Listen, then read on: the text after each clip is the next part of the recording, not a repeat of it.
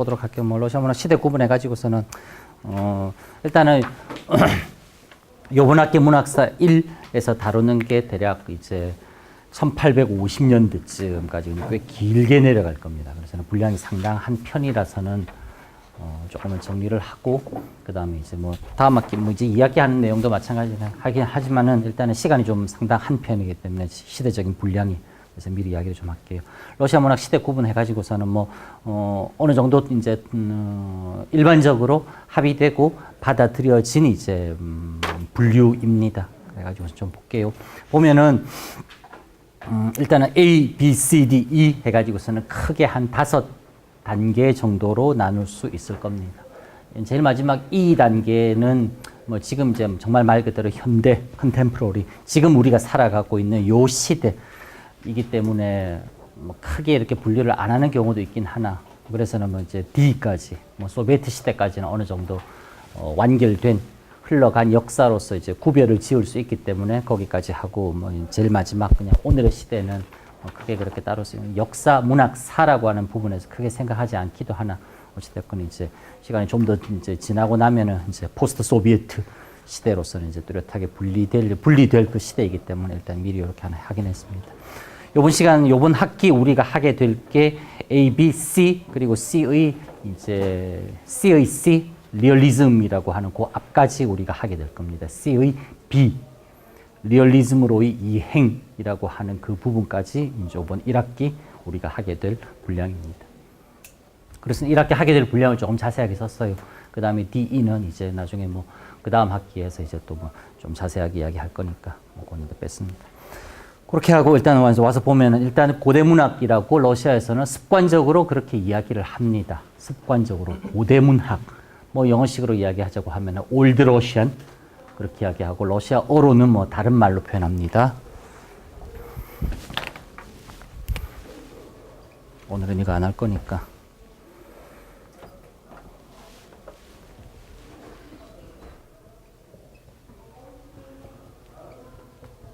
몰라도 되고 안 적어도 됩니다. 드레브니에 루스카야 리테라투라라고 써는 그렇게 러시아식으로는 이야기해요.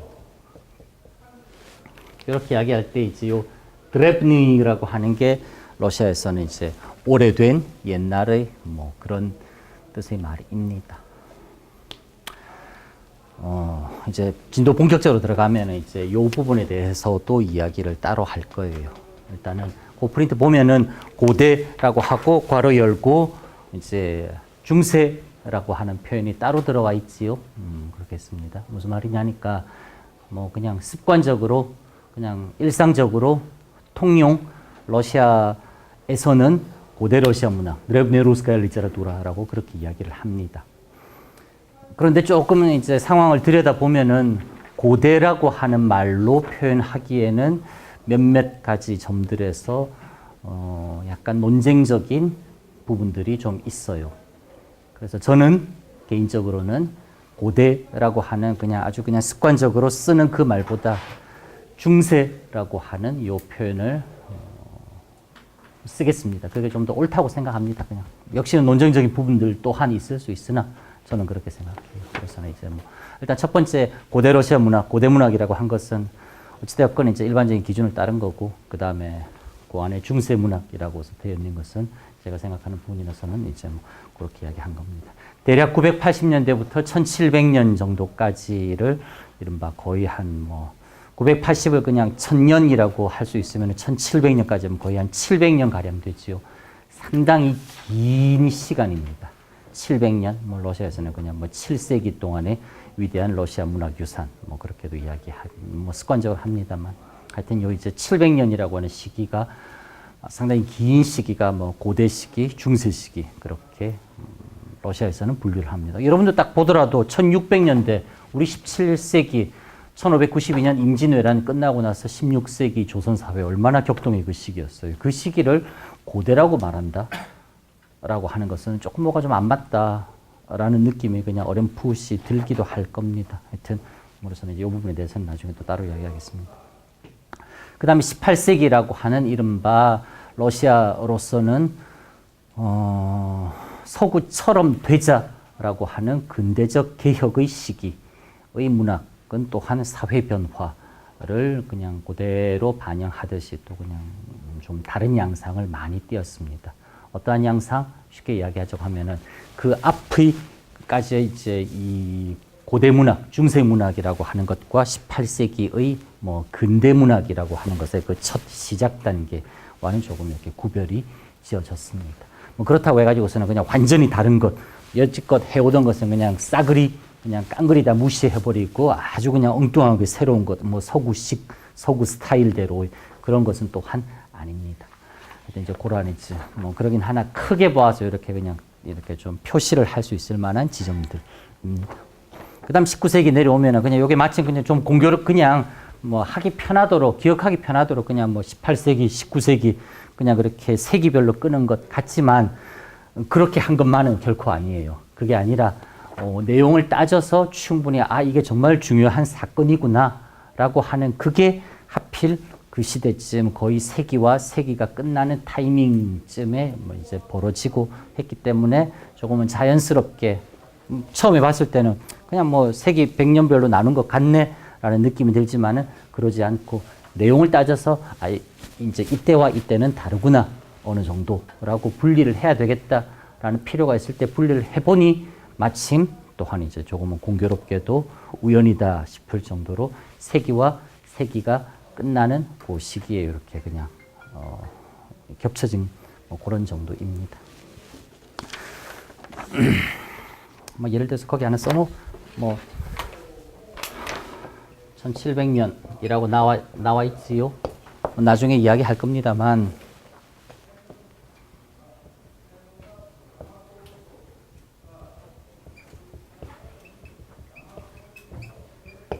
1700년에는 역법 체계의 변화가 이루어졌었던 때입니다.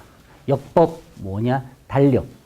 즉 시간을 계산하던 그 시간을 계산하고 시간을 표기하던 그 방법, 방식 자체가 완전하게 바뀐 해입니다.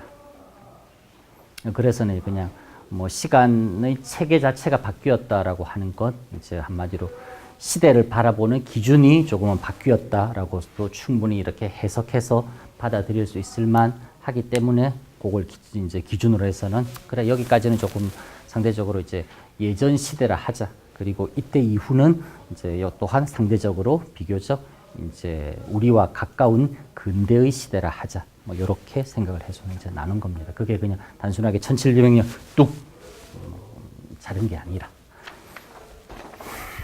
그래요. 그래서 18세기 그럼 이제 또 다른 전통으로서 서구 학습의 시대, 뭐 서구처럼 되기 하면서는 서구적 개념을 일단은 수용을 많이 하면서 그렇게 수용된 여러 서구적 개념 중의 하나로서 또한 문학에 대한 개념, 또한 여지껏 러시아에서 이 뭐 자기들 전통적으로 가져오던 것과는 다르게 서구에서 말하는 문학이라고 하는 것, 그건 어떤 관점에서 문학이라고 하는가라고 하는 것을 받아들이기 시작했던 게 18세기라고 하는 1700년대 표트르 대제, 뭐 우리 좀 익숙하게 잘 아는 그 사람에 의해서부터 시작된 여러 가지 서구화 개혁 중의 하나로서 문학에 대한 개념 자체도 조금 이제 아주 혁신적인 개념이라는 것이 받아들여지기입니다. 그렇게 한 100년 동안 열심히 서구 스타일로 글 쓰는 연습을 합니다. 기존에 자신들이 가지고 있었던 그런 이제 전통을 일단은 바닥에 두고 그 다음에 글 쓰는 방식이라고 하는 것은 서구적 글 쓰는 방식을 이제 또 열심히 연습을 100년 정도 하면서 그 두 가지가 결합이 됐고 어느 정도 화학적으로 잘 이렇게 그냥 상승작용이 벌어지면서 19세기라고 하는 시대에 오면서 러시아 문학이라고 하는 것이 그냥 단순하게 영국 문학, 프랑스 문학, 뭐 이탈리아 문학, 독일 문학, 러시아 문학 이렇게 그냥 이 단순하게 그냥 문학 중에 하나로서 이것은 여기는 이러했었고 저기는 저러했었고 저기는 저러했었고 라는 평범한 수준이 아니라 다른 여타의 문학들보다는 한 단계 훌쩍 뛰어넘는다 싶을 정도의 수준으로 러시아 문학이라고 하는 것이 발전하게 됩니다. 그게 19세기에 그렇게 그냥 활짝 꽃을 피우게 됩니다. 처음에는 이제 19세기 전반에는 낭만주의라고 하는 사조가 있었습니다. 뭐 푸시킨 우리 뭐 이름은 들어서 늘 잘 아는 삶이 그대로 속일지라도 슬퍼하거나 노여워하지 말라 뭐 등등등 하는 그다음에 푸시킨을 비롯한 이제 낭만주의라고 하는 흐름이 한 3, 40년가량 지배했었고, 그다음에 또 낭만주의에서 넘어가면서 이제 리얼리즘이라고 하는 또 다른 종류의 흐름이 등장하면서 뭐 이제 도스토옙스키, 톨스토이, 체홉, 투르게네프, 오스트롭스키, 뭐 고리키 등등등 하는 인물들이 바로 이 리얼리즘이라고 하는 사조의 인물들입니다. 이 리얼리즘부터는 이제 다음 학기 2학기 진도예요. 그 리얼리즘으로 넘어가는 그 경계라고 할 수 있을 그걸 투르게네프, 도스토옙스키의 초기의 작품들까지를 살펴보면은 아마도 이번 학기 수업은 그 정도에서 끝이 나게 될 것 같습니다. 뭔 말인지 알겠지요? 그래서 크게 요약하자고 하면은 고대 중세시기라고 할 수 있을 러시아 자신들의 일단 기본적인 내용적 전통, 그 다음에 18세기라고 하는 이른바 서구식 글쓰기의 방식을 남의 것을 가져와서 열심히 러시아가 학습하던 그 시기, 배우던 시기, 그렇게 열심히 이제 원래 자기 것에다가 방법 배워와가지고 남의 걸 그걸 결합시켜가지고 세계의 인류 문화 유산으로 남을 수 있을 러시아 문학이라고 하는 것을 꺼내놓은 시기 19세기. 이제 그 중간 정도까지가 이제 우리 이번 1학기 문학사 1에서 다루게 될 부분들입니다. 그렇습니다. 그리고 낭만주의 해가지고서는 CA 낭만주의 나와 있죠. 거기 참고해서 미하일 레르몬토프의 우리 시대 영웅이라고 하는 작품 하나 적혀 있죠. 요게 이제 작품 전편을 독서해야 될 이제 그 작품입니다. 그리고 요게 이제 독후감 제출해야 될 작품이에요. 그래요. 그렇습니다. 되겠죠. 그러니까 요거는 그냥 약간 일종의 그냥 전체적인 지도처럼 그냥 가지고 계세요. 해가지고서는 그냥 이제 나중에 수업을 진행하다 보면은 약간 이렇게 그냥 세부적으로 깊이 들어가면은 문득 그냥 그래 뭐 이제 내용은 알겠다. 근데 잠깐 이게 약간은 그 위에서는 어디랑 어떻게 연결되는 거지라고 하는 이제 그런 생각이 이제 살짝 이제 내가 어디쯤 지금 와 있지? 라고 하는 그런 느낌이 들 때가 있습니다. 그럴 때 그냥 꺼내보면서 뭐 여기쯤 지나가고 있는 중이구나 라고 하는 이제 뭐 좀 큰 축척의 전체 지도라고 생각하면 될 겁니다. 그래요. 그렇습니다. 미안. 하나 정도 빠뜨렸네. 요거 이제 그냥 본 김에 이야기하고 넘어갈게요. 제일 먼저 이제 A에 나오는 고대문학, 중세문학 이제 곧 이제 다음 시간부터 하게 될 거니까 이게 뭐냐니까 일단 러시아 입장으로서는 문자가 도입이 되었고 뭐 이제 러시아 글자들 뭐처럼 이제 러시아 문자들 조금 정확하게는 키릴 알파벳이라고 하는 러시아 문자가 도입이 되고 그 다음에 그렇게 문자가 도입이 되면서 그 문자로서 글을 쓴다라고 하는 행위가 시작되었습니다. 그렇게 글을 쓴다라고 하는 행위가 시작되었고 그렇게 시작된 글을 쓴다라고 하는 행위는 지금 우리와는 다르게 매우 뚜렷한 목적에 들어맞는 이른바 행위였어요. 즉 쉽게 말하면은 정말 글을 쓸 필요가 있을 때 그때 글을 아는 소수의 사람들이 썼습니다. 그러다 보니 정말 이거는 써야 되겠다. 정말 이건 남겨야 되겠다. 정말 이거는 후대의 누군가가 꼭 알도록 해야 되겠다. 또는 지금 많은 사람들이 이걸 좀 알아야 되겠다. 라고 하는 두 가지 아주 실제적이면서도 직접적인 필요가 있을 때 글을 썼고 그렇게 글로 쓰여진 것이 오늘날 뭐 가장 넓은 의미에서 이른바 문자 행위로서 그렇게 남아 있습니다. 그렇게 남아 있는 것들은 중세시대 때 이거는 러시아뿐만 아니라 서양 모든 이른바 나라의 중세 문학의 큰 전통 두 가지는 프린트에 나와 있어요. 하나는 종교적인 글쓰기, 성서를 썼어야 됐어요. 성서를 쓰고 그 다음에 성서의 이러한 부분들이 이러한 내용이다라는 것을 사제나 신부들이 설교를 한 내용, 그 설교 내용을 또한 기록을 해서는 남겨둘 필요가 있었습니다. 이제는 이러저러한 다른 이제 조금은 종교적인 영역에서 글쓰기 필요한 것들, 예를 들어서는 수도원에서의 생활 규율들, 그 다음에 하루 이른바 성인들, 오늘은 성 누구의 축일이 있고 이 성자 니콜라이는 어떠한 사람이다라고 하는 성자 니콜라이의 간략한 생애를 기록한 글들, 이러한 이른바 그냥 넓게 봐서 교회라고 하는 이제 영역에서 필요한 글이 있었어요. 뭐 그런 것들을 이제 중세시대 때는 이제 이른바 종교적인 글쓰기로서, 그 다음에 또 항상 생각해야 될 것.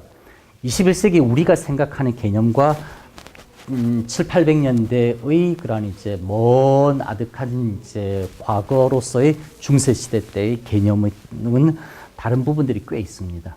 가장 우리는 직접적으로 맞부딪히게 될 게 문학의 개념이에요. 문학이 도대체 무엇인가? 우리가 지금 생각하는 문학이라고 하는 것과 700년 전, 800년 전 사람들이 문학이라고 어렴풋하게 생각했던 것은 많은 차이가 있어요.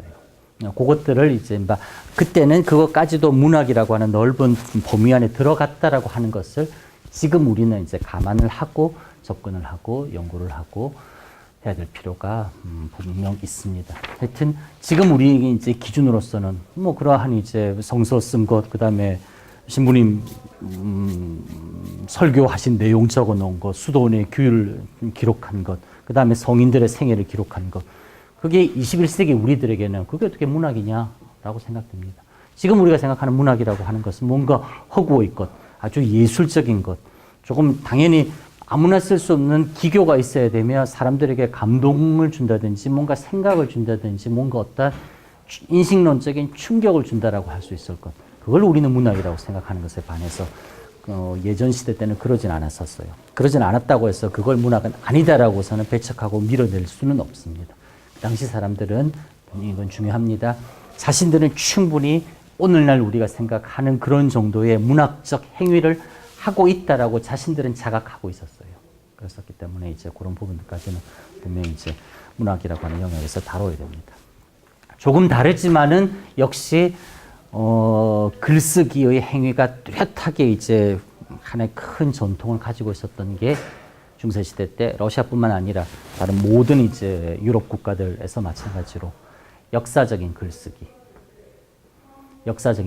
이건 조금 생각해 보자고 하면 우리도 얼마든지 그러고 있었어요. 무슨 말이냐? 조선왕조실록 남기고 있었어요. 그 다음에 왕가들, 왕조들, 왕들의 업적을 이른바 후대에 전하고, 그 다음에 당대에 널리 전파하고, 심지어 외국에까지 홍보하듯이 전할 그러한 목적으로서 왕의 업적, 지도자의 업적을 미화하거나 지도자의 업적을 긍정적으로 기록해서는 당대에 널리 전파하고 후대에 또한 전승하겠다라고 하는 것은 가장 기본적인 글쓰기의 목적이기도 했었습니다. 그렇게 중세시대라고 하는 이제 곧 인트로 끝나자마자 우리가 배우게 될 그 시대에서는 이렇게 크게 종교문학, 역사문학 두 가지가 큰 흐름이었어요. 세 번째 섹터, 제3의 영역도 있었습니다. 그건 이제 우리가 오늘날 생각할 수 있을 만한, 그래, 요 정도 돼야 이걸 문학이라고 할 수 있을 만하지라고 생각될 수 있음직한 서정적이거나 조금은 예술적이거나 최소한 앞의 종교적인 것, 역사적인 것, 이것과는 조금 떨어져 있는 어떠한 다른 종류의 글쓰기들은 또한 이제 제3의 영역으로 수렴되어서는 또 이렇게 언급하고 생각해 볼 만한 작품들도 있습니다. 많지는 않아요. 많지는 않습니다. 이제 그런 것들도 조금 이제 해보도록 하겠습니다. 그래, 그 정도까지 하면 됩니다. 그럼 이제 프린트는 옆으로 젖혀놓고 이제 요번 학기 우리 다루게 될 주교재로서 이제 책 보도록 하겠습니다. 대지의 숨.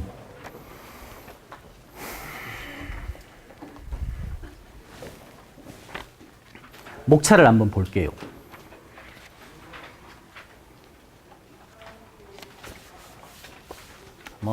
약간은 불필요한 잔소리 같지만 그래도 어느 과목이든 차례, 어느 과목이든 책을 읽는다든지 이제 수업 시간에 전공 서적이라든지 아니면은 그냥 여러분이 그냥 취미와 관심사로서 보게 될 그러한 이제 내용으로서 책이라든지 목차를 소홀히 하지는 맙시다. 목차를 차례를 잘 보면은 이 사람이 책에서 무슨 말 하고 싶어 하는구나라고 하는 게 어렴풋하게나마 어느 정도 그려지기도 합니다. 그렇게 그려지게끔 목차가 잡혀 있으면 거꾸로 뒤집어서 잘 쓰여진 책이라고 생각할 수도 있을 정도예요. 어느 정도 이제 책을 다 읽지 않더라도 차례만 보더라도 이 책에서는 무슨 내용들이 어떻게 전개되어 가겠구나라고 하는 것을 읽는 사람이 머릿속에 뭐 사람에 따라 다르지만 그래도 어느 정도 그려줄 수 있게 설계된 차례, 그리고 그 차례에 의해서 충실하게 잘 쓰여진 책이라고 하면은 뭐 얼마든지 이제 충분히 이제 훌륭한 책이라 말할 수 있을 겁니다. 목차 볼까요? 이제 차례 제일 먼저 펼쳐가지고서는 처음에 프롤로그 들어가는 말 짤막하게 나와 있습니다. 그 다음에 챕터 1, 일단락이 진선미의 세상이라고 나와 있어요. 참됨, 올바름, 아름다움. 에서는 진선미의 세상. 무슨 말인가? 세계 트로이카 그냥 엮기 좋은 건가? 그냥 좀 이제 그 밑에 세부 차례들을 볼게요. 관념의 문학 도스토옙스키, 육체의 문학 톨스토이, 하찮음 속의 진리 최홉.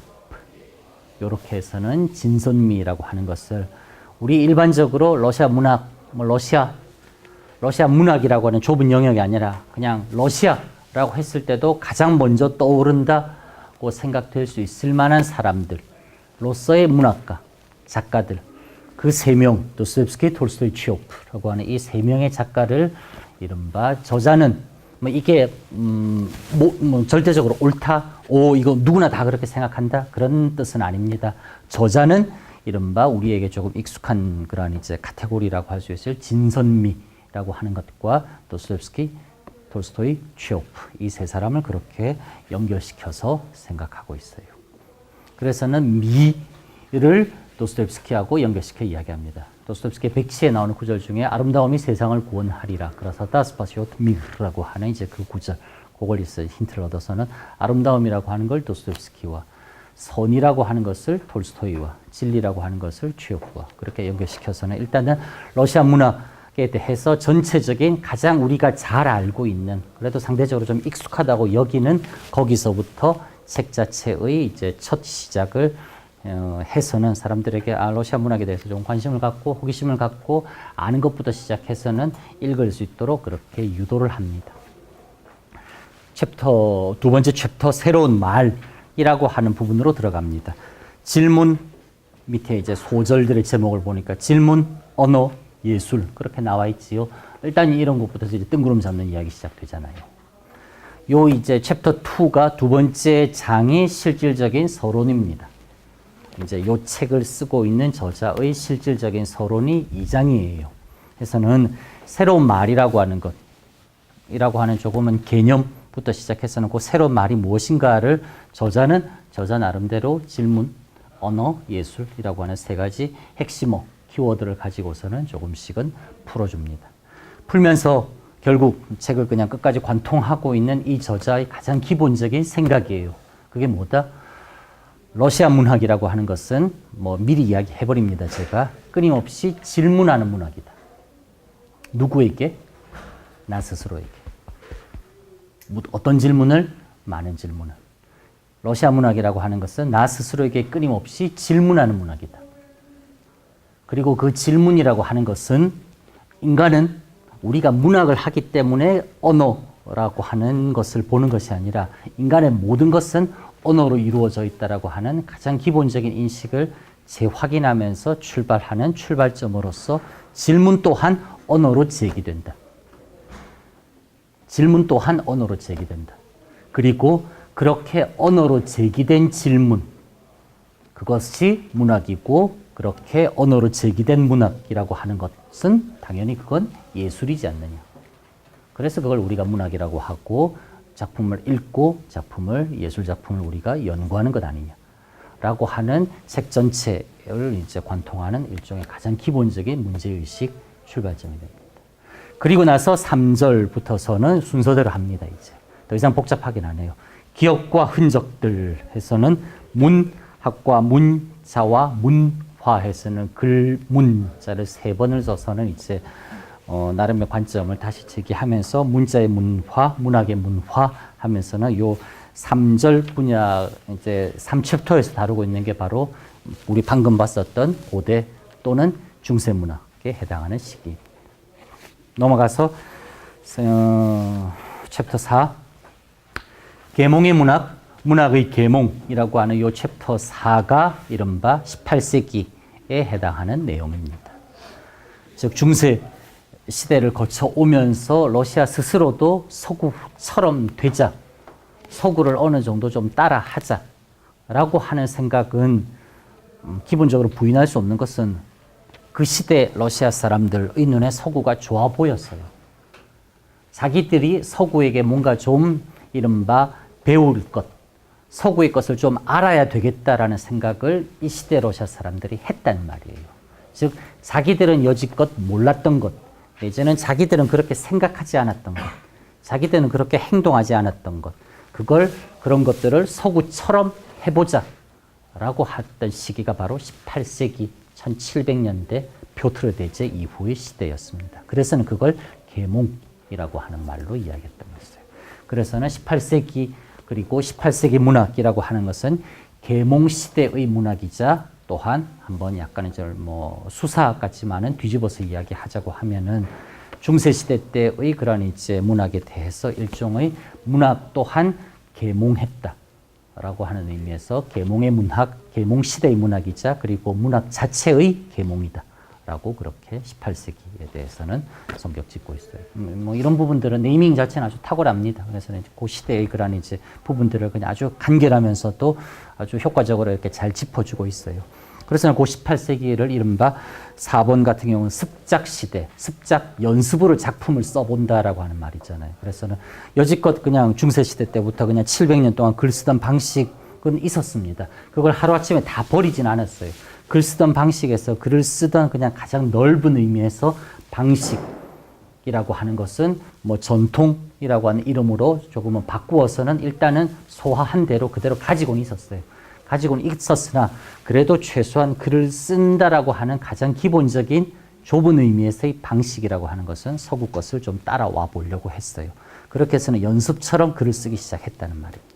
그게 습작 시대라고 하는 18세기 첫 이제 어느 정도 초기를 생각할 수 있을 것 같아요. 그러면서는 그 18세기라고 하는 시대 자체를 잘 보여준 것과 동시에 18세기적 글쓰기, 계몽적 글쓰기의 대표적인 예 작품처럼 데니스 폰 비진이라는 작가의 미성년이라고 하는 작품을 조금은 분석을 합니다. 그렇게 하는 게 이제 요 챕터 4장에 들어있는 내용이 됩니다. 5장 삶이 그대를 속일지라도 푸시킨의 그 시 첫 줄이지요. 예슬 주의선 집이 암마니에트 삶이 그대를 속일지라도라고 하는 그 구절 우리 모두 다 아는 한국 사람들은 한국적 푸시킨 수용에서 아주 그냥 특이한 푸시킨의 다른 작품들 많이 있지만 그냥 러시아 문학을 하는 우리가 푸시킨의 작품이다라고서는 삶이 그대로 속일지라도 이걸 아는 게 아니라 러시아 문학은 아무것도 모른다 하는 사람도 푸시킨의 삶이 그대로 속일지라도 라고 하는 이거는 다 알고 있을 정도의 조금은 아주 특이한 한국적 러시아 문학 수용의 한 부분을 보여주는 삶이 그대로 속일지라도 라고 하는 요 푸시킨 시의 첫 구절로서 5챕터의 이제 챕터 전체의 제목을 달면서 그냥 강력하게 푸시킨의 시대라고 하는 것을 그냥 누구나 알 수 있도록 보여줍니다. 그리고 이렇게 선명하게 제시된 푸시킨의 시대라고 하는 시대는 19세기 전반기 러시아 시의 시대였어요. 러시아 시의 시대, 이야기하자면은 낭만주의라고 하는 어떠한 흐름의 그러한 시대였습니다. 그걸 이제 5장에서 낭만주의, 시, 푸시킨이라고 하는 러시아 문학의 가장 큰 이제 흐름들, 그리고 사실상 러시아 문학이 어디든 내놓고 자랑할 수 있을 그냥 전 세계 인류 문화 유산에 러시아가 기여한 어떠한 부분이 있다라고 했을 때 그건 바로 문학이고 그 문학 중에서도 특히 19세기 전반기 그리고 19세기 후반기의 리얼리즘 문학이다 라고 하는 것을 러시아가 자랑하는 그 부분의 이야기가 바로 5장에 그렇게 나옵니다. 그래서는 시와 낭만주의, 삶이 그대로 속일지라도 푸시킨의 대표적인 시 분석하면서 이제 그 시대의 정신 이런 것을 좀 알아봅니다. 그 다음에 리얼리즘과 소설, 무대 뒤편 하면서는 이제 19세기 후반기 리얼리즘의 시대를 또 간략하게 이야기합니다. 19세기 후반기 리얼리즘 시대는 사실상 챕터 1, 진선미의 세상에서 도스토옙스키, 톨스토이, 취오프 이야기하면서는 하나의 독립된 챕터로서는 이미 충분히 자세하게 다루어졌어요. 그래서는 이제 조금 상대적으로 약간은 간략하게 합니다. 그 다음에 그냥 알아다 놓읍시다. 챕터 6, 새로운 언어들과 혁명하는 것은 이른바 러시아 혁명이 벌어졌었던 1917년, 올해부터 딱 100년 전이지요. 1917년 러시아 혁명이 일어났었던 그 시기를 전후한 20세기 초 이제 19세기는 넘어왔어요. 19세기 전반기는 챕터 5 삶이 그들의 속일지라도 해서 다 했고, 그 다음에 19세기 후반부의 러시아 리얼리즘은 챕터 1 도스토옙스키 톨스토이 취업할 때 그때 또 사실상 이야기 다 한 셈이고, 그 다음에는 이제 뭐 시대는 자연스럽게 19세기에서 20세기로 넘어오는 시기, 그리고 20세기 초부터 쭉 이어지는 20세기 전체는 챕터 6 새로운 언어들과 혁명이라고 하는 이제 6챕터에서 이야기하고 있어요.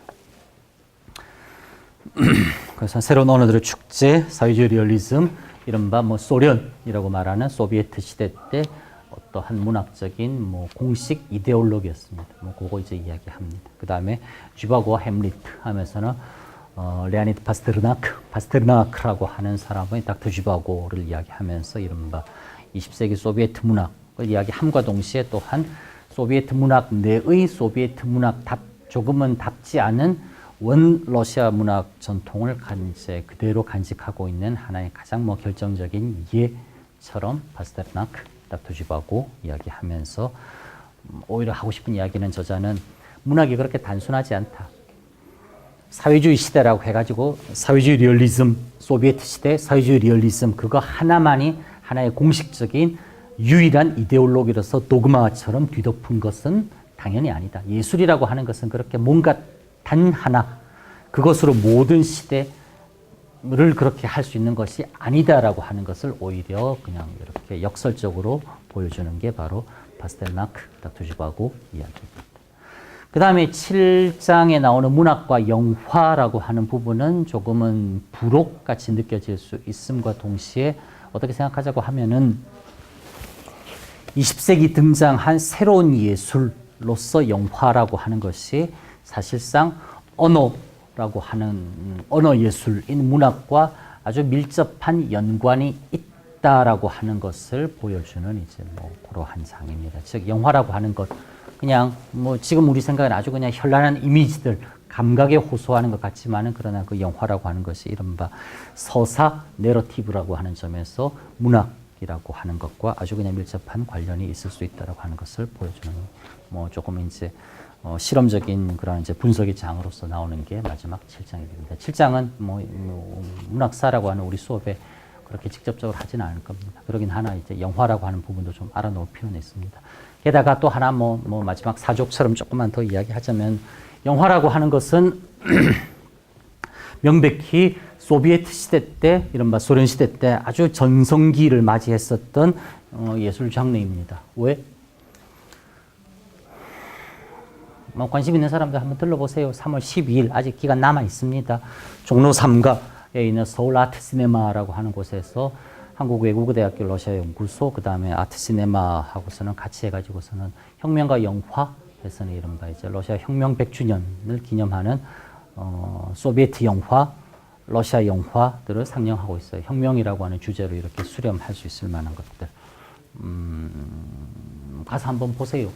뭐 찾아가지고서 아직 개강이고 뭐 조금 이제 시간 있잖아요. 그래서 주말이라든지 특히 주말에는 시네토크라고 해가지고서는 전문가들이 나와서는 영화 끝나고 난 다음에 영화에 대해서 그렇게 이제 관객들하고서는 이렇게 묻고 답하고 하면서는 영화를 좀 더 깊이 알 수 있게 해주는 뭐 이제 그러한 뭐 기회까지도 제공이 됩니다.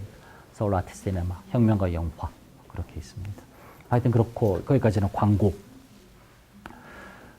영화라고 하는 것이 이른바 소련 시대, 소비에트 시대 때 왜 그렇게 직접적으로 큰 영향을 가졌느냐라고 하면은 첫 번째 일단 영화는 무엇보다도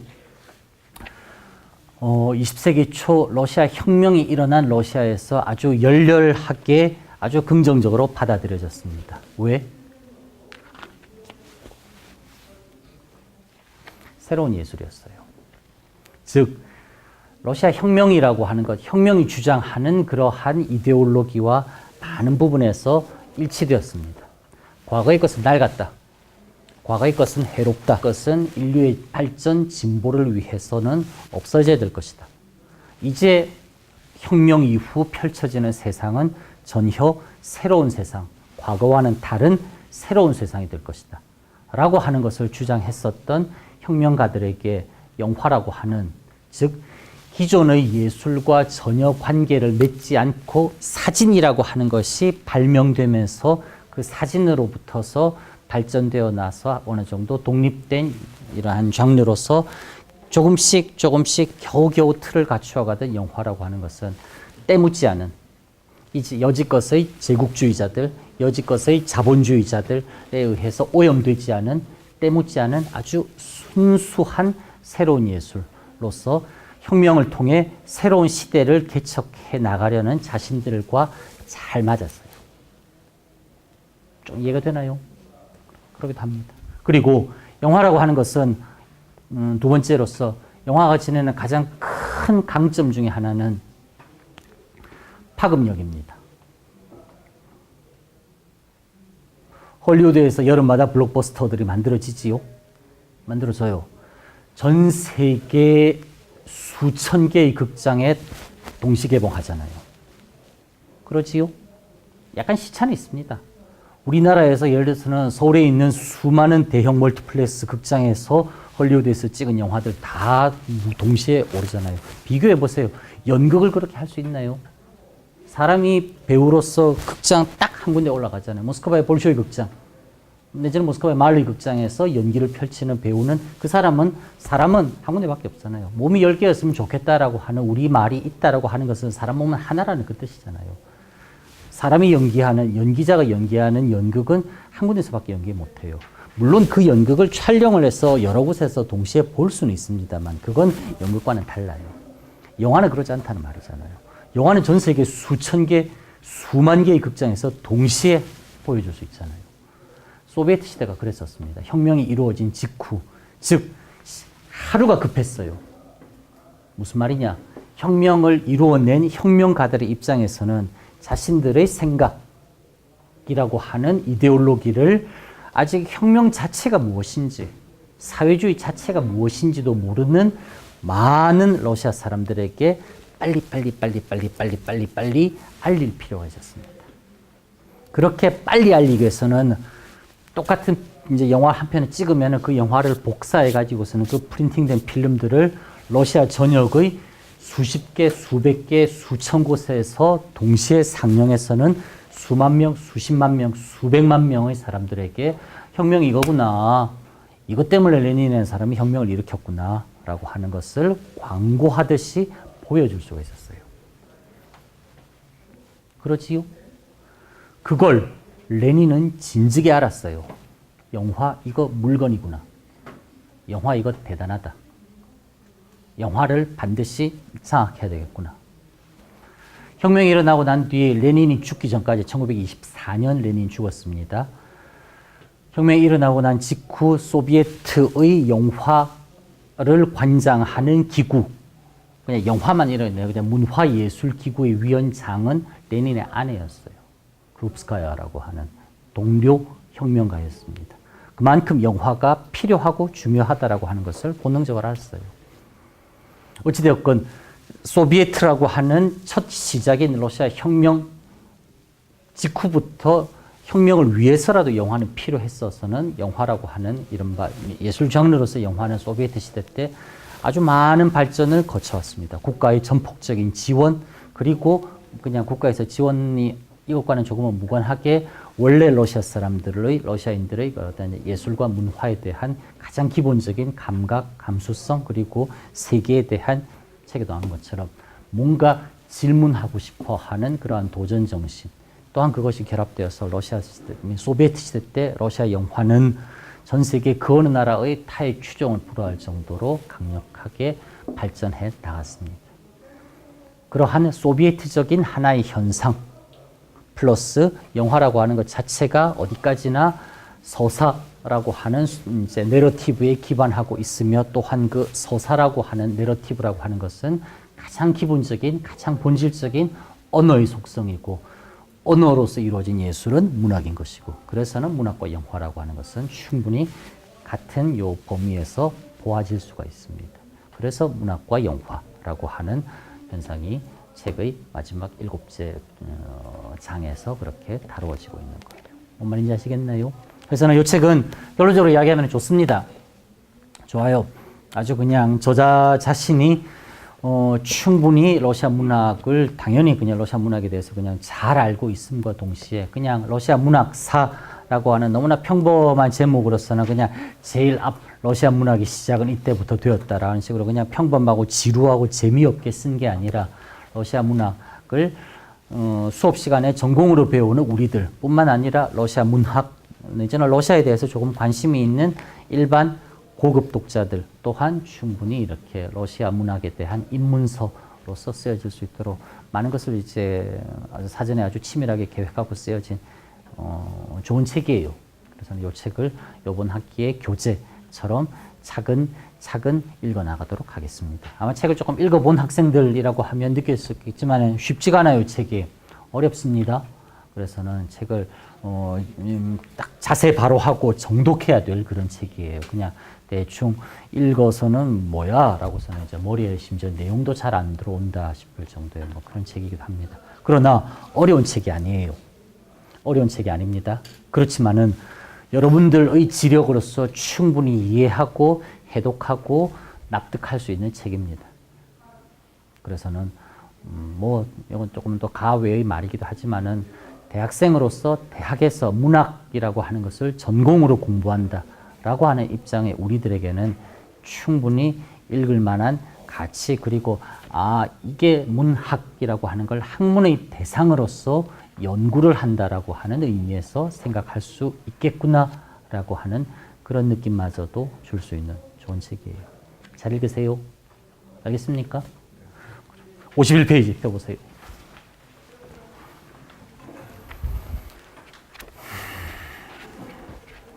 기시계 한번 키세요. 졸리고 잠 오지요? 수업한 지 45분이나 지났잖아요. 좀 한번 기시계 한번 키고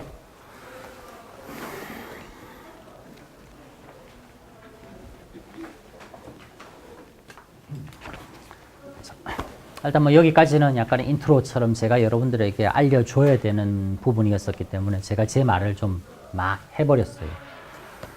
이제 나머지 뒷부분은 이제 조금씩 같이 그냥 묻고 답하고 조금씩 각자 조금 생각해 보면서 책을 이렇게 좀 이렇게 접하고 읽어 나갈 수 있도록 뭐 그렇게 합시다. 51페이지 펼쳐볼까요? 51페이지 새로운 말 나오지. 아까 우리 목차 차례에서 봤었던 두 번째 챕터입니다. 진선미, 도스토옙스키 하는 그 부분들은 이제 그냥 뭐 일단은 뛰어넘고 왔어요.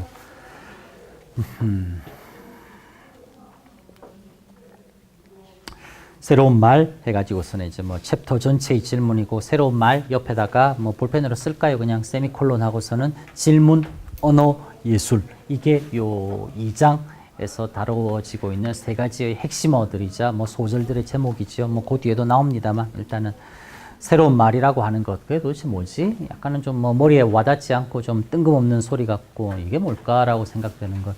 질문, 언어, 예술. 이라고 하는 요 세 가지 핵심어로 마치 징검다리 건너가듯이 그렇게 이게 저자가 말하고 싶어하는 새로운 말이고 또 한편으로서 저자가 오정우라고 하는 이 저자가 러시아 문학을 관통하는 하나의 정신 어떠한 러시아 문학 전체를 그냥 이렇게 관류하는 어떠한 하나의 가장 결정적인 것 모든 것 다 양보한다 하더라도 러시아 문학의 가장 본원적인 특징이다 라고 생각할 수 있을 만한 가치라고 하는 것은 바로 이 새로운 말이라고 하는 거구나. 끊임없이 질문하려 하고 질문은 언어로 비롯되는 것이고 그렇게 질문된 언어라고 하는 것은 또한 예술의 형식으로서 우리에게 남아있는 것이고 그렇게 생각할 수 있는 이제 기본적인 흐름이 될 겁니다. 도스토옙스키의 악령이라고 하는 장편 소설에서 한 부분을 인용해와서는 제사 에피그라프처럼 이제 첫 부분에 소개하고 있습니다. 한번 볼게요. 이런 거 보통 해올 때 사람들이 그냥 멋부린다고 하는 것은 아닙니다. 좀 있어 보인다든지 되게 좀 은근히 그냥 뭐 똑똑해 보이려고 일부러 이러지는 않습니다. 이제 의미가 있기 때문에 이제 어떤 특정 구절을 그냥 딱 뽑아와가지고서는 뭐 이렇게 보여주는 거지요. 한번 보죠.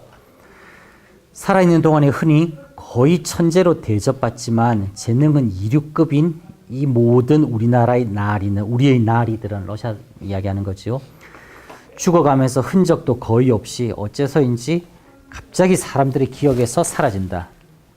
심지어는 살아있는 동안에라도 그들의 활동했던 때의 세대를 대체할 새로운 세대가 성장하기라도 하면 이해할 수 없이 빠르게 무시되고 잊혀지기도 한다. 아직 죽지도 않았는데.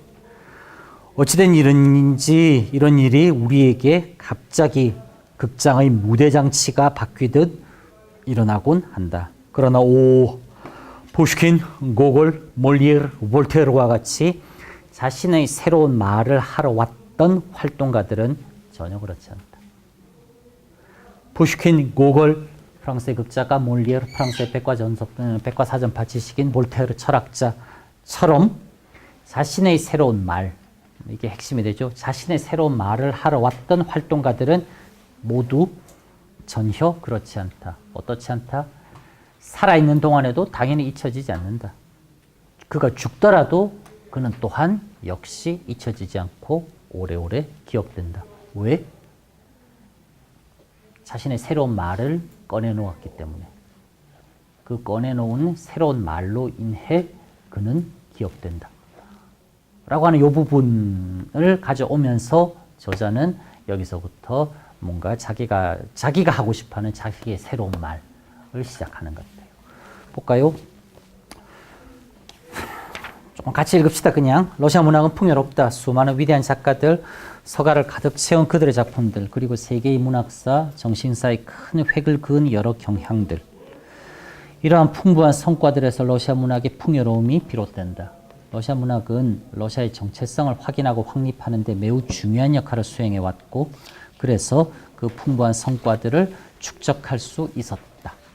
문학이 문학 자체로만 그치지 않았다. 문학 자체로만 그쳤다라고 하는 게 뭐 긍정적인지 부정적인지 그 평가는 일단은 약간은 차치하고, 문학은 한편으로서는 문학이었음과 동시에 뭔가 문학 바깥의 또 다른 것이기도 했었다라고 하는 것은 뭐 러시아에서는 어느 정도 생각할 수 있습니다. 하여튼 뭐 이제 일단 조금은 그렇게 하고, 그렇지만 그러한 풍부한 성과들이 러시아 문학의 풍요로움의 기반이자 조건이지 풍요로움 자체는 아니다. 아하, 이야기 조금 나오네요. 일종의 뭐 전제가 되는 이제 바탕이 되었던 것이었지 풍요롭다라고 하는 그 사실만으로 끝나는 것은 아니다라고 저는 이제 그 뒤가 무엇이 있다라고 하는 걸 이야기합니다. 도스토옙스키가 악령에서 말한 위의 구절처럼 러시아 문학은 그때 그곳 러시아를 넘어, 즉 100년 전, 200년 전 우리나라와는 수천 킬로미터 떨어진 러시아라고 하는, 사실 우리 몰라도 아무 상관없고 우리랑 무슨 관련이 있을까라고 여겨지는 그곳만의 이야기는 아니다라고 하는 거예요. 19세기 피츠부르크에 살았었던 러시아 사람들에게만 이해가 되었고, 그들에게만 중요했었고, 그들에게만 어떠한 오래도록 무엇인가 생각을 이제 낳을 수 있었던 그러한 종류의 것은 아니다라고 하는 말입니다. 53페이지. 지금 이곳 우리에게도, 한국에 살고 있는 우리에게도 21세기 200년이 떨어진, 수천 킬로미터 떨어진 동북아시아의 한 작은 나라인 여기에 살고 있는 우리들에게도 100년 전, 200년 전의 러시아 문학은 역시 새로운 말이 되기에 풍요로운 것이다. 새로운 말이 될 수 있다라고 하는 겁니다. 즉 시대 그리고 시간이라고 하는 틀에 갇힌 것이 아니라, 시대만 그냥 아주 그냥 흔히 할 수 있는 말, 그냥 시대를 넘어서고 그냥 공간을 초월해서 누가 읽더라도, 언제 읽더라도, 어느 곳에 처한 사람이 읽더라도 문득 러시아 문학은 읽는 그 사람들에게 새로운 말로 다가갈 수 있는 무엇인가를 품고 있기 때문에 러시아 문학은 풍요롭다라고 이야기합니다. 그러니까 문학의 풍요로움은 박물관의 크기에만 달려있는 것이 아니다. 많은 작가 있고, 도스토옙스키가 수많은 작품을 썼고, 톨스토이가 수많은 책을 썼고, 그냥 뭐 정말 그냥 말 그대로 그냥 책이 많아서, 작가가 많아서 그래서 풍요로운 것이 아니라 낯선 시대, 낯선 장소에서도 새롭게 태어나고 새롭게 해석되고 새롭게 받아들여질 수 있는 그러한 가능성 그 자체로서 러시아 문학은 풍요롭다라고 말하는 것이 오히려 더 옳을 것이다 라는 게 뭐 저자의 생각인 것 같아요. 여전히 우리에게도 새로운 말인 러시아 문학의 풍요로움을 제일 처음에 인용했었던 제사 악령이라고 하는 그 소설의 한 구절에서 인용했었던 위의 구절이 함축하고 있다.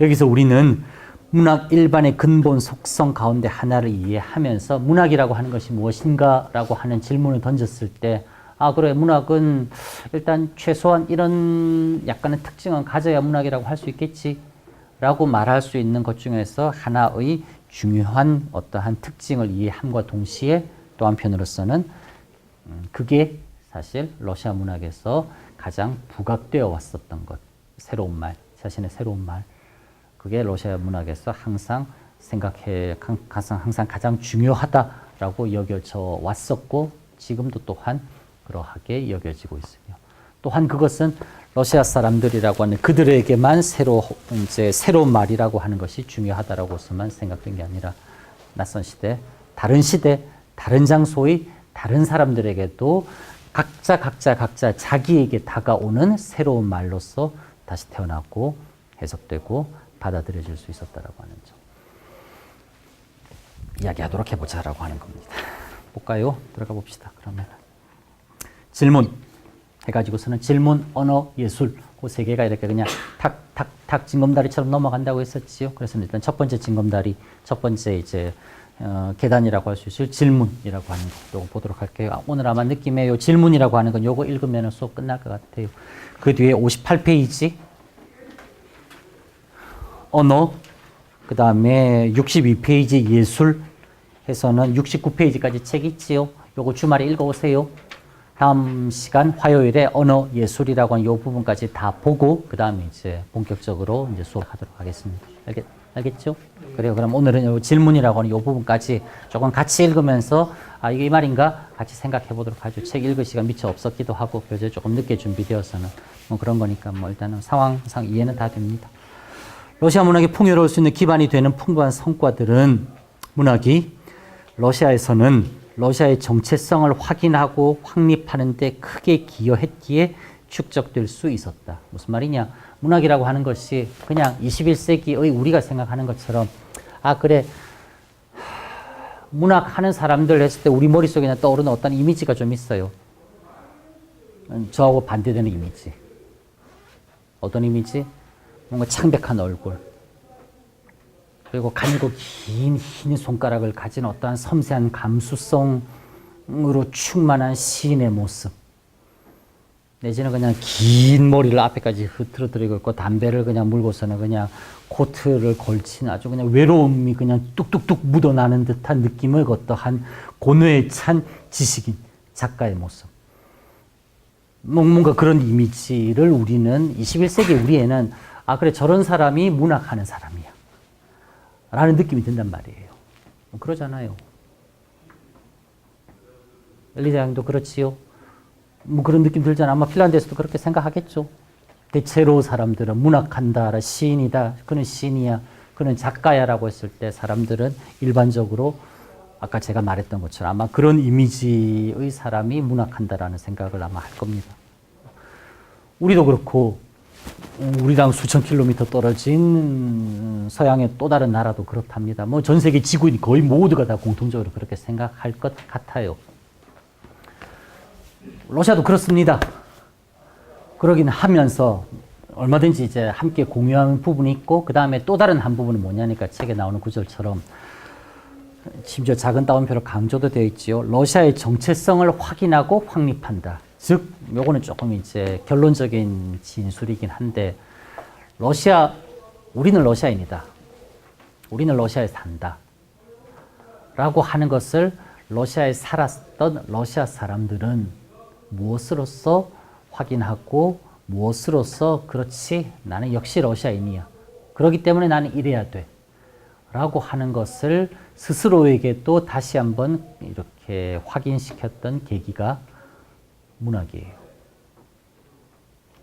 러시아 문학을 읽으면서 러시아 사람들은 그래 나는 러시아 사람이야 라고 자기가 누구인가를 스스로에게 확인시켜 줬어요. 러시아 땅에 살고 있는 사람은 어쩌면 러시아인이 다 될 수 있어. 러시아 문학을 읽는 사람이라면. 이라는 식으로 생긴 거는 러시아 사람처럼 안 생길 수 있어요. 푸른 눈동자, 금발, 흰 피부와 같은 전형적인 러시아 사람이 아닐 수 있으나 러시아 땅에 있으면서 러시아 문학을 읽고 러시아 문학을 이해하고 공감하는 그 누구라도 사실 러시아적인 사람이 될 수 있다라고 하는 것은 러시아 사람들은 또 인정합니다. 즉, 나 스스로 러시아인이다라고 자기 자신을 확인함과 동시에 다른 사람이지만은 러시아적인 어떠한 것을 가졌다라고 받아들일 수 있는 큰 하나의 근거가 되는 것이 러시아에게는 문학이에요. 그걸 자기들은 계속적으로 알아왔다는 말입니다. 이런 말이 있어요, 심지어. 약간은 뭐 우스갯소리 같은데 생각해 보면 크게 틀리지 않습니다. 영국에는 철학이 있고 프랑스에는 미술이 있고 독일에는 과학이 있고 이탈리아에는 음악이 있고 러시아에는 문학이 있다라는 말이 있어요. 나 이탈리아인이다라고 확인을 하는 것은 그들의 노래에 담겨 있습니다. 독일인들이 나는 독일 사람이다라고 하는 것은 그들의 끊임없는 장인성이라고 하는 어떠한 스스로에 대한 자기연마라고 하는 끊임없는 탐구와 한치의 오차를 허용하지 않는 그러한 정신, 넓은 의미에서 과학적 정신이라고 하는 것에 독일인은 나는 독일인이다라고 하는 것을 확인할 수 있을 거예요. 영국인 또한 그럴 수 있으며 프랑스 또한 그럴 수 있고 그렇게 생각할 수 있는 것에 러시아는 문학이라는 말이에요. 그래서는 그냥 우리가 노문학과니까 그래 뭐 문학 하나보다 나 별로 평소 글 읽는 거 안 좋아하는데 책 읽는 거 작품 읽는 거 별로 안 좋아해. 내가 무슨 시야 소설이야 말도 안 돼. 생각됩니다. 이해가 돼요. 러시아 사람들도 그렇게 생각해요. 평범한 러시아인들도 역시 한편으로는 그렇게 생각합니다. 그래 뭐 우리 러시아 문학 러시아 문학의 위대한 유산들이라고 그냥 아주 그냥 입버릇처럼 이야기하는 러시아 사람들이 사실상 절대 다수에 가깝다 싶을 정도로 아주 많아요. 그렇지만은 소수의 사람들은 러시아에서 러시아 문학은 정말 그들에게선 뗄래야 뗄 수 없는 것이다라고 진지하게 생각하고 앞 이야기했었던 절대 다수의 그래 뭐 러시아에서는 러시아 문학이지라고 생각하는 사람들 또한 그러나 평균적으로 문학이라고 하는 것을 받아들이는 것은 우리보다는 훨씬 높아요. 그래서는 러시아는 문학이라고 하는 것이 우리가 그냥 대학에서 노문학과에서 러시아 문학을 전공하니까 그 다음에 뭐 미술이 있을 수 있고 음악이 있을 수 있고 영화 있을 수 있고 연극이 있을 수 있고 오페라 있을 수 있고 발레 있을 수 있고 하는 것 중에 하나로서 문학이 아니라 러시아에서는 문학이라고 하는 것이 조금은 진실로 많은 의미를 가지고 있고 그리고 또 많은 것을 또한 의미하고 전해왔었습니다. 그거는 조금 무시할 수 없을 것 같아요. 그거는 어느 정도 분명한 사실입니다. 앞으로도 그럴 것 같아요. 그래서 어떻게 생각하자고 하면은 러시아를 이해하는 하나의 가장 강력한 이른바 창이 될 수 있을 것은 문학이 아닐까라는 생각도 합니다. 물론 흘러지나간 말이었겠지만은 조지 부시 대통령이 2003년 러시아를 방문할 때 푸틴 만나서 실제로 읽었는지 안 읽었는지 모르겠어요. 푸틴 만나서 했던 첫 마디가 나 당신 만나러 러시아 온다고 해서 나 오는 비행기 안에서 죄와벌 열심히 읽었다라고 그렇게 이야기했습니다. 무슨 말인가요? 상대방한테 듣기 좋으라고 그냥 한마디 해주는 소리인가요? 에티켓인가? 그냥 레토릭인가? 조지 부시라고 하는 저는 안 했으면 좋겠는데 괄호 넓고 미국 역사상 가장 무식한 대통령이라고 할 수 있을 만한 사람도 러시아라고 하는 나라를 갖고 러시아의 지도자를 만날 때는 문학으로부터 이야기를 풀어나가는 게 필요하다라는 정도는 그도 알았어요.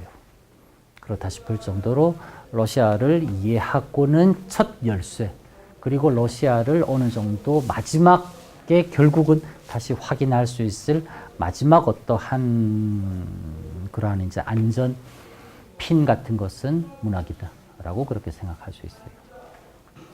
이야기 약간 길었는데 얼른 보도록 하지요.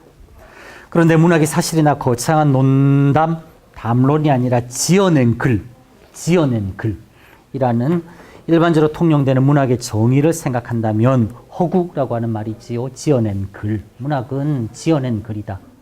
지어낸 글, 거기다가 뭐 빨간 줄로 밑줄 쫙 그읍시다. 허구라고 쓰고 픽션, 가짜, 지어냈다.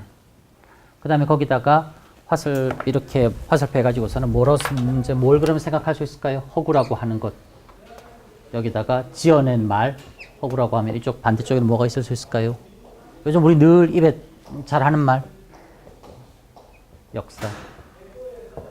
즉, 역사로 쓰지 말고 사실이라고 씁시다. 사실. 그리고 이 사실이라고 하는 것은 이거는 뭔가요? 이거는 역사가 되는 거예요. 즉, 지어낸 말이라고 하는 것은 허구라고 하는 같은 말이고 이게 문학이라고 한다고 했을 때 이 문학이라고 하는 것의 반대편에는 역사라고 하는 실제로 벌어졌던 일, 실제로 있은 사건, 그 사건을 기록한 사실, 그 사실들의 시그마적인 결합으로서의 역사라고 하는 것이 있을 수 있을 겁니다. 그 옆에다가 참고하고 씁시다. 뭐라고?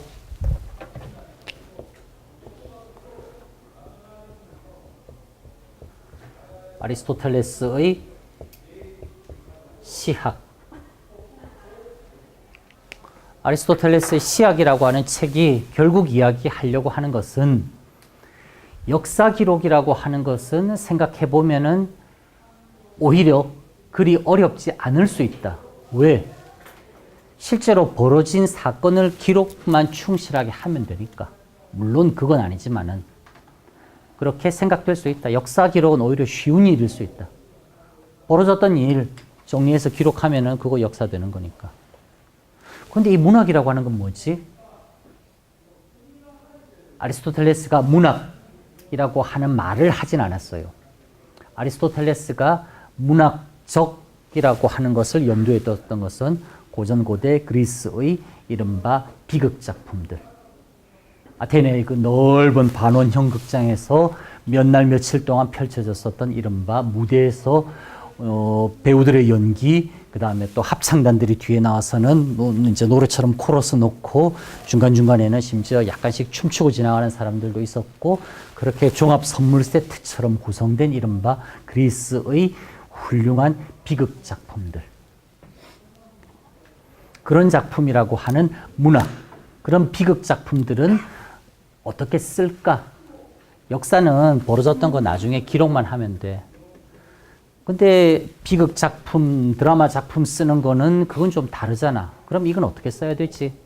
그래, 그럼 그거는 이렇게 쓴단다. 내 생각에 내가 이제 정리하는 요렇게 쓰면은 훌륭하다라고 말하기는 조금 힘들 수 있지만은 최소한 실패는 안 할 것 같아. 라고 하는 일종의 기준, 일종의 하나의 가이드라인처럼 쓴 게 아리스토텔레스의 시학이라고 하는 이른바 고대 그리스의 훌륭한 비극 작품을 쓰기 위한 참고도서, 참고서와 같은 게 시학입니다. 그 시학의 첫 부분에서 그렇게 이야기하고 있어요. 문학이라고 하는 이른바 허구의 사건, 즉 일어나지 않은 일, 실제로 그런 일은 벌어지지 않았어요.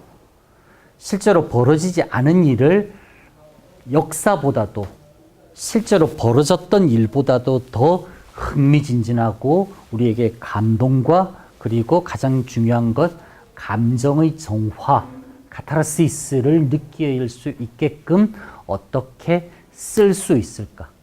그 쓰는 방법에 대해서 연구를 하고 기록을 한 게 아리스토텔레스의 시학입니다. 저기에서 문학이라고 하는 허구의 글쓰기라고 하는 것은 사실의 글쓰기인 역사와 구별되면서 출발하기 시작했어요.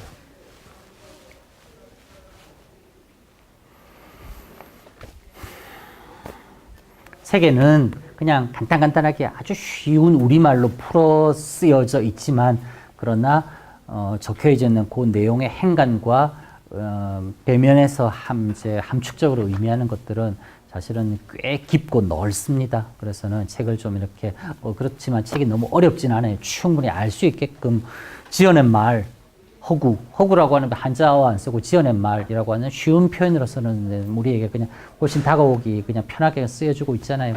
차분차분 읽다 보면은 이제 잘 꼭꼭 씹듯이 잘 책을 읽다 보면은 의외로 책에서 많은 것들을 생각하고 조금씩 이제 그 다음의 고민할 수 있을 만한 점들이 나오게 됩니다.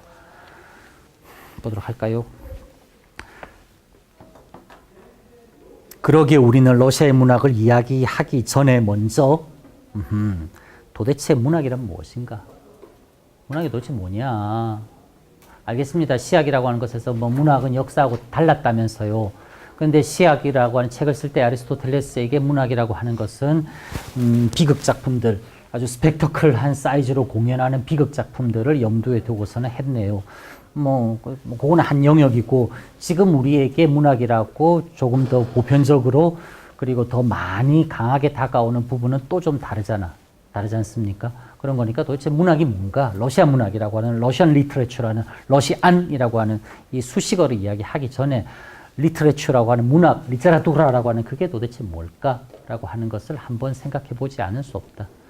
그렇게 생각을 하면서 러시아의 문학은 그럼 도대체 뭔가라고 하는 그 다음 단계로 넘어가는 게 그래도 저자의 생각은 훨씬 더 합당하고 논리적이지 않을까 그렇게 여겨졌나 봅니다.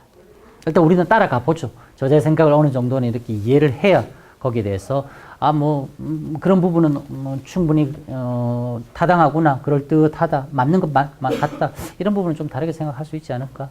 그렇게 해도 이제 이야기할 수 있을 테니까 일단은 조금 따라가고 그 다음에 이제 되짚어서 생각하도록 하지.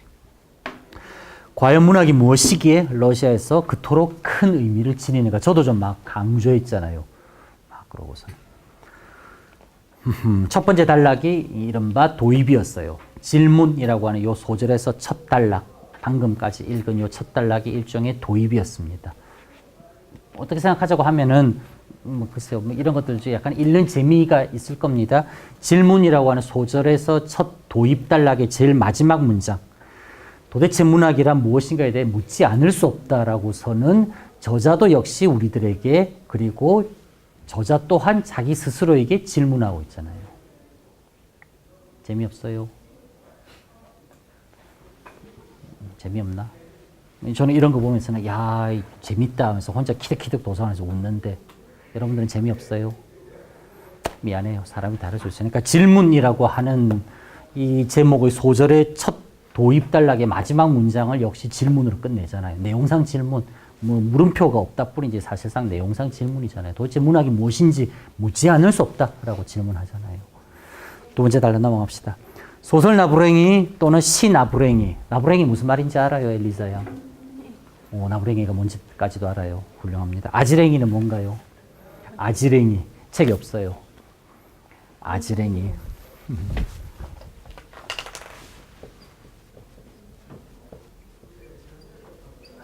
아지랑인가요? 아지랭인가요? 요즘은 랑이가 되었어요. 허락도 안 받고서는. 그래, 아지랑이. 봄이에요. 봄 되면은 이렇게 땅에서 이렇게 뭔가 피어오르는 것처럼 이렇게 공기가 이렇게 좀, 공기가 따뜻해지면서 멀리 있는 물체들이 이렇게 그냥, 원래는 그냥 직선 이제 이렇게 딱 가는 것들에게 좀 이렇게 살 이렇게 좀 흔들려 보이는 것처럼 그렇게 이제 공기에서 피어오르는 그런 이제 따뜻한 기운들. 그로 인한 이제 사실은 대기의 불규칙한 굴절로 인해서는 이렇게 물건이 휘어 보이는 그런 현상들. 그걸 옛날에 아지랭이라 했었죠. 하여튼 돌아와서 소설 나부랭이, 시 나부랭이, 쉼표, 말줄임표. 하찮게 여기는 존재를 일컫는 명사인 나부랭이가 문학 뒤에 흡사, 전미사처럼 따라다니는 경우를 우리는 자주 대한다. 더군다나 급변하는, 그래서 바쁜 이 시대에 어리석게도 한가하게 문학 작품 따위나 읽고 있다니. 4차 혁신의 도래에서는 인간의 생존, 인공지능이 발전해서 이제 번역은 기계가 다 한다고 하는 이 마당에 러시아어를 배우고 있고 문학 따위나 읽고 있다니 라는 생각을 한다는 말이죠. 남들은 스스로도 하고 정말 한심하군 하는 의미에서 문학 작품 뒤에 나부랭이를 아무 부담감 없이 추가합니다. 문학 나부랭이, 소설 나부랭이, 시 나부랭이. 이때 문학에 덧붙은 낱말인 나부랭이는 문학이란 무엇인가 라고 하는 조금은 진지한 우리의 질문에 대해 평범한 일반인들은 누구나 다 그렇게 생각할 수 있을 솔직한 대답일 것입니다. 아마도. 사실은 생각 안 해봤다는 말일 거예요. 생각 안 해봤으니까 그렇게 말할 수 있고. 그러나 문학이 무엇이냐라고 정색을 하고 물어보면은 그럼에도 불구하고 야, 그거 알겠어, 그래. 그래, 뭐 우리가 웃자고 하는 소리는 아니잖냐. 근데 너 진짜 한번 정말 한 번도 진지하게 생각 안 해봤니? 도대체 문학이 뭘까? 라고 이제 전부 이제 웃음기를 싹 걷고 물어본다고 하다면은 그때도 역시 대답은 못할 거란 말이에요. 보통 그럴듯하고 때론 고상한 수식어로 장식된 아주 다양한 대답들을 내놓을 것이다. 문학은 간접적으로 체험하는 인생, 문학은 상상이 꿈꾸는 세계, 문학은 인생의 해석, 문학은 보편적인 가치를 다룬다 등등의 대답들. 그렇다면 문학에 대한 이 두 태도는 서로 모순되는 것인가? 한편으로서는 소설 나부랭이, 시 나부랭이 아주 가짜않게 대답하고 아주 그냥 하찮은 의미 없는 것으로 대답하면서 야, 그러지 말고 진짜 한번 대답해봐 라고 하니까 갑자기 문학은 인생의 체험, 문학은 보편적인 가치의 집합체 등등 완전히 그냥 다른 차원의 답을 내놓는 것. 이렇게 서로 부딪히는 것은 뭐 그냥 전혀 그냥 엉뚱한 것인가? 그렇지 않을 면도 있고 역시 그런 면도 있을 수도 있을 것 같아요. 쭉 설명을 합니다. 54페이지. 그렇지 않다. 문학은 분명 나부랭이다. 라고 시작하는 부분부터 69페이지까지 주말 동안 읽어보세요. 읽어보고서는 화요일 날 와서는 이제 요 앞부분이 꽤 중요합니다. 그래서는 요 앞부분에 대해서는 이해하고, 그 다음에 이제 우리 정상적인 진도로 넘어가시도록 할게요. 그래, 오늘 여기까지 하도록 하겠습니다. 수고 많았습니다.